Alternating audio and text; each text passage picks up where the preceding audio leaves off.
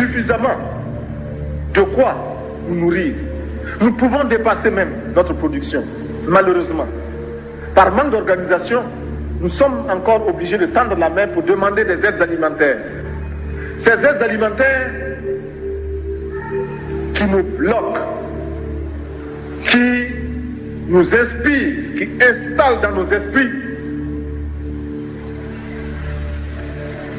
cette habitude, ces réflexes de mendiants, d'assister. 1983, en Haute-Volta, Thomas Sankara est porté au pouvoir par un coup d'État avec le soutien d'une des populations les plus pauvres de la planète. Derrière une tenue de militaire et un discours marxisant, l'Afrique se découvre un chef d'État jeune, dynamique et innovant qui met ses idées avant-gardistes au service de ses concitoyens.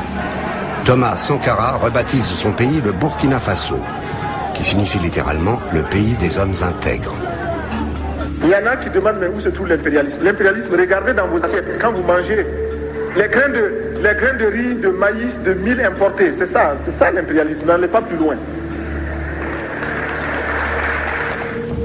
Peu à peu, Sankara sort le pays de la misère, parvient à l'autosuffisance alimentaire, mais se heurte à la France, qui veut garder le contrôle de ses anciennes colonies, et cherche par tous les moyens à éviter que les idées de Thomas Sankara ne se propagent dans l'ensemble de la région. La France ne comprend pas l'Afrique.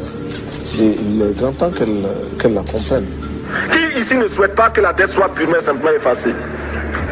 Celui qui ne le souhaite pas, il peut sortir, prendre son avion et aller tout de suite à la Banque mondiale, payer. Tous nous souhaitons. Thomas Sankara est attaqué par ceux qui, au nord comme au sud de la planète, profitent financièrement d'une Afrique en retard. Il sera trahi par son plus proche collaborateur, Blaise Compaoré, soutenu par des puissances étrangères. Assassiné pour ses idées, Thomas Sankara est devenu pour la jeunesse africaine d'aujourd'hui le Tché africain. Pour le grand combat patriotique, pour l'avenir radieux de notre pays, la patrie ou la mort, nous vaincrons.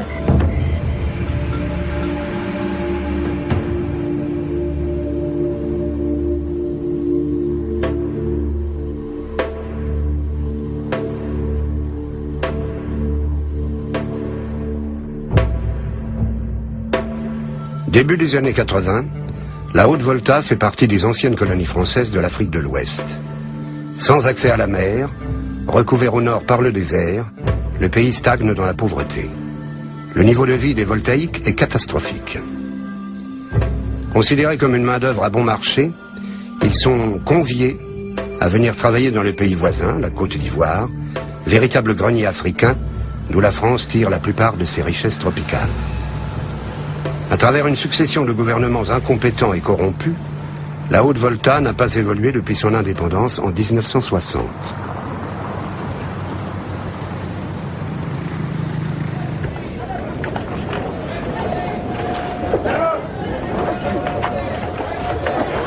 Contrairement à la plupart des chefs d'État africains qui vident les maigres richesses de leur pays pour se remplir les poches, Sankara entreprend une série de mesures inédites sur le continent. Il commence par nettoyer le pouvoir de tous ses abus. Il baisse son salaire de chef d'État, celui des ministres, ainsi que des hauts fonctionnaires et remplace les Mercedes de fonction par des voitures plus modestes. Les membres du gouvernement voient tous leurs privilèges annulés. Tous les ministres étaient censés voyager en deuxième classe parce que Thomas avait dit vous êtes en première classe ou en deuxième classe. Quand l'avion atterrit, vous atterrissez en même temps. Quand il décolle, vous décollez en même temps. Donc ce n'est pas la peine de gaspiller l'argent du pauvre contribuable à s'offrir la première classe pour avoir le plaisir de boire du champagne en première classe et autres.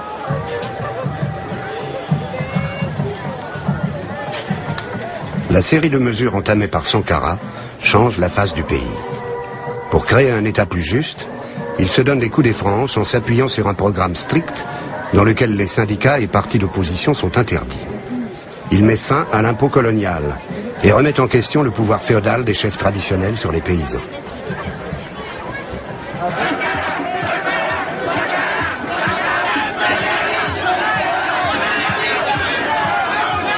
Sous des apparences communistes, Sankara éduque la population à travers des slogans politiques et lui donne surtout l'occasion de participer à la construction du pays.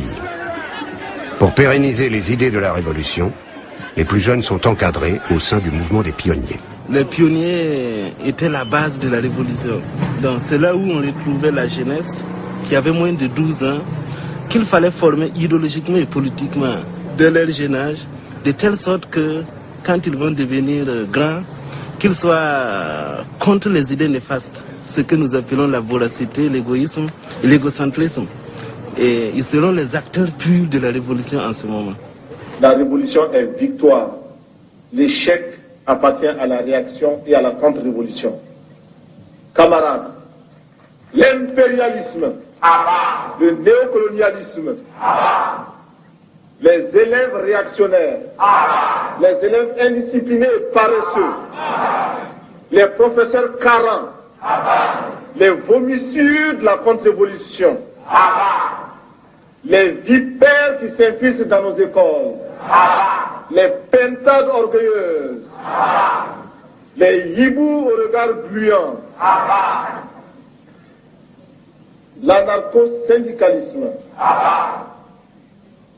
la petite bourgeoisie affolée, à bas, à bas. Merci camarades.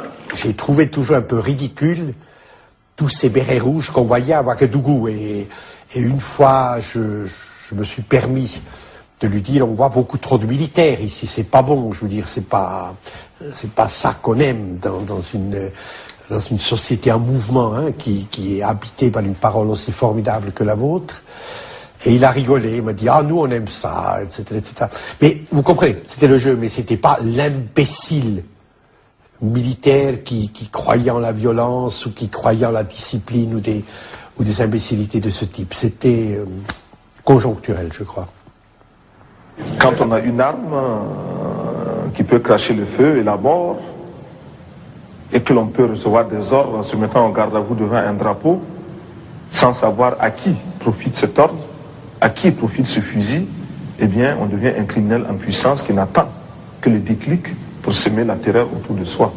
Et combien de militaires sont en train de tourner dans tel ou tel pays, sur tel ou tel champ de bataille, d'amener désolation et crime, mais sans comprendre qu'ils sont eux-mêmes en train de combattre des hommes, des femmes qui luttent pour les mêmes idéaux que s'ils en avaient conscience. Des fils d'ouvriers qui voient leurs parents aller en grève contre des régimes réactionnaires, mais qui, parce qu'ils sont entrés dans l'armée, acceptent de combattre au profit des dirigeants réactionnaires. Cela existe. Donc, un militaire sans formation politique, idéologique, est un criminel en puissance. 1984. Au bout d'une année de réformes fondamentales, une révolution culturelle est en marche. Sankara ne laisse pas les Africains indifférents.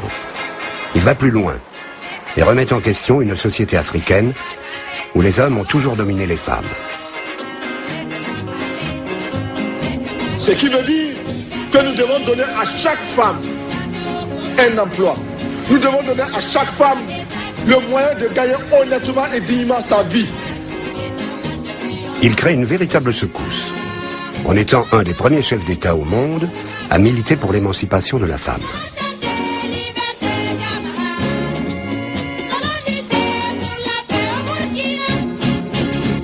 Dans les établissements,